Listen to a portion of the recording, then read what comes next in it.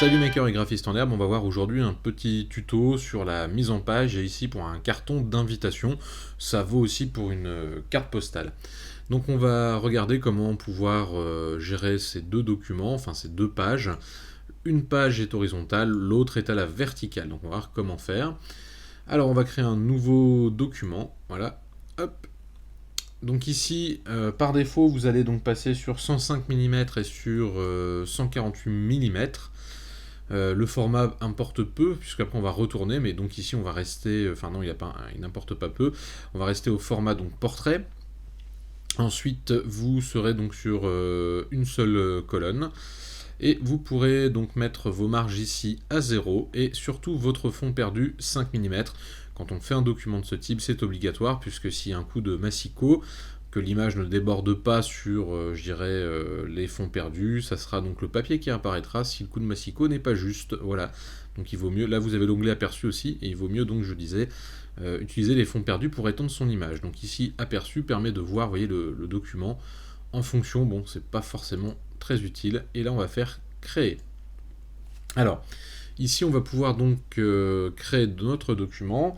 Première chose, on va donc importer une image. Alors ici vous avez une image que j'ai prise sur Unsplash, que je mettrai le lien sur le site Kernel Design directement, et je mettrai un lien vers le site dans la vidéo YouTube quelques instants après sa mise en ligne. Alors ici je vais faire donc un glisser-déposer, comme ceci, voilà. Alors je rappelle qu'il est important que le document soit exactement dans le même fichier, enfin même dossier que le fichier InDesign, puisque sinon il va être perdu. Donc n'oubliez pas de bien enregistrer correctement vos documents.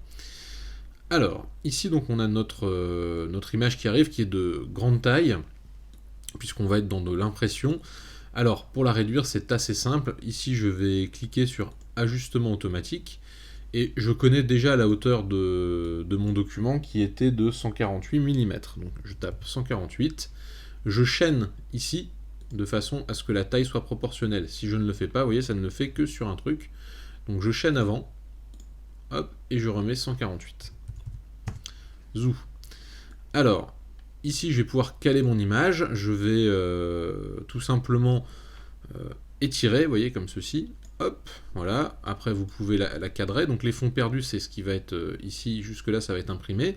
Maintenant, je vais décocher ajustement automatique et je vais pouvoir, vous voyez, tout simplement retravailler le cadre de façon à ce que ça ne déborde pas.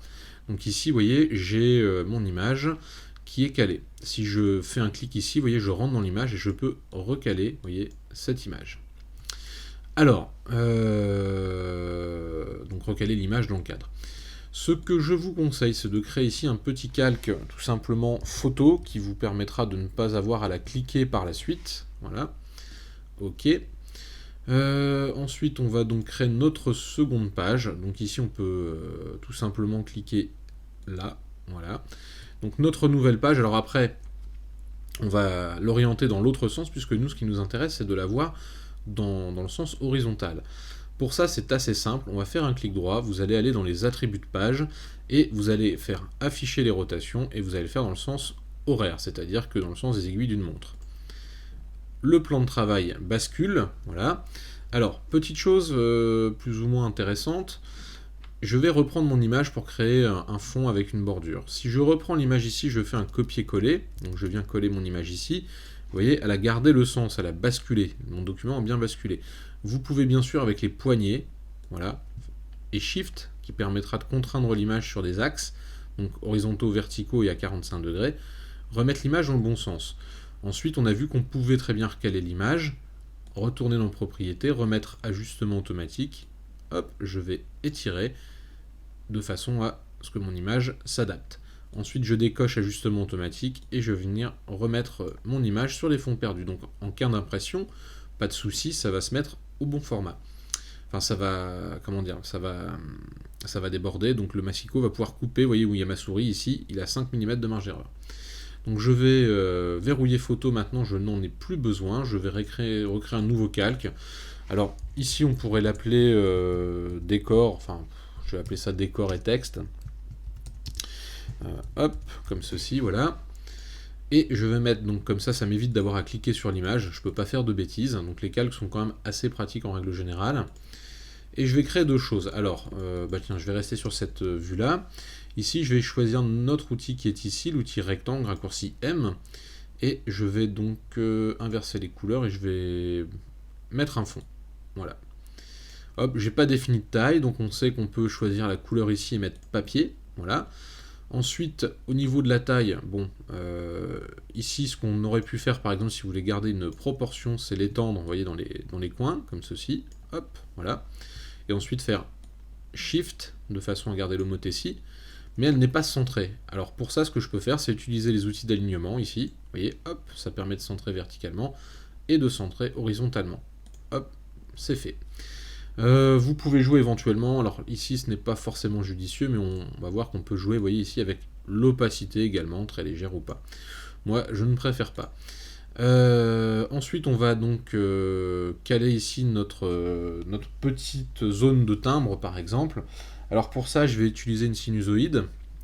Donc je vais reprendre ici, vous voyez, donc un contour. Je reprends mon outil. Alors je connais pas la dimension du timbre, donc du coup je vais essayer de rester en proportion. Je vais garder un point, et ici je vais mettre sinusoïde. Alors c'est plutôt pas mal, puisque ça nous fait un, vous voyez, un petit effet timbré, enfin de contour de timbre. Néanmoins, vous voyez ici, la tranche, enfin le coin n'est pas, je trouve, très joli. Donc pour ça, ce que je fais, moi je vais utiliser, vous voyez, le coin arrondi. Alors là, ça l'est bien trop, et on va le réduire ici à 1 mm, voir ce que ça donne. Hop, voilà, et vous voyez, comme ça permet d'avoir des beaux bords bien nets. 1 mm souvent suffit. Alors bien sûr, dans une carte postale, on a souvent un trait également, vous voyez, hop, qui sépare le texte que vous allez écrire de l'adresse. Donc ici, on peut le remettre, vous voyez, hop, avec les outils qu'on a vus d'alignement.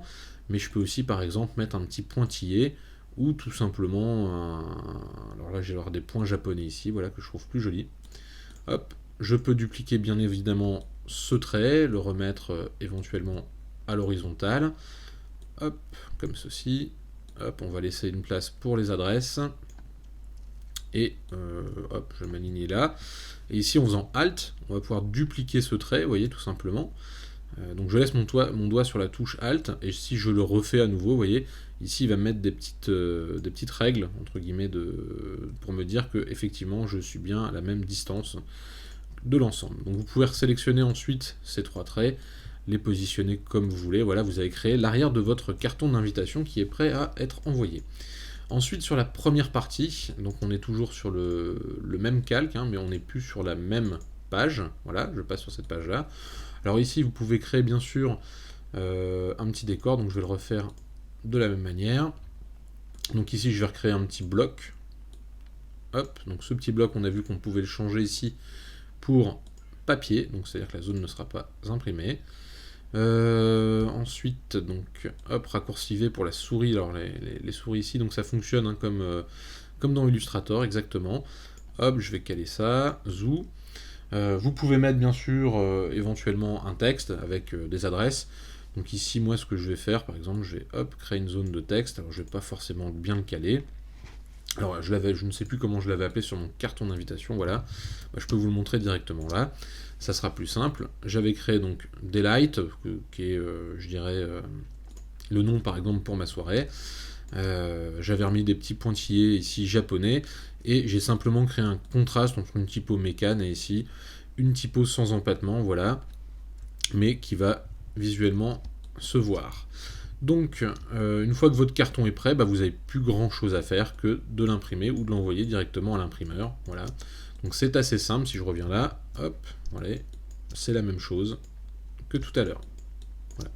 Ce qui est important, je dirais globalement, c'est dans les astuces, c'est de penser, alors pareil ici, oui, j'ai remis le nom, par exemple, si vous avez une entreprise, de le remettre de l'autre côté de la carte postale. Vous pouvez remettre un petit texte ici en dessous, par exemple, pour rappeler la soirée ou le lieu de l'événement. Ce qui peut être donc comme astuce à retenir, c'est tout simplement ici la sinusoïde. Pensez à mettre un petit coin arrondi, d'utiliser les outils d'alignement ici, voilà, tout bêtement, de façon à bien centrer vos éléments. Et je rappelle que pour faire tourner un plan, il suffit d'aller faire un clic droit sur l'icône, enfin sur la page en question, d'aller dans Attributs et de faire Affichage, Rotation, et c'est parti. Voilà. Eh bien écoutez, j'espère que ce petit carton vous aura plu. N'hésitez pas à mettre un petit pouce bleu pour nous soutenir et quitte pourquoi pas à vous abonner pour nous suivre. Voilà, et bien moi je vous dis à très bientôt pour des nouveaux tutos de mise en page.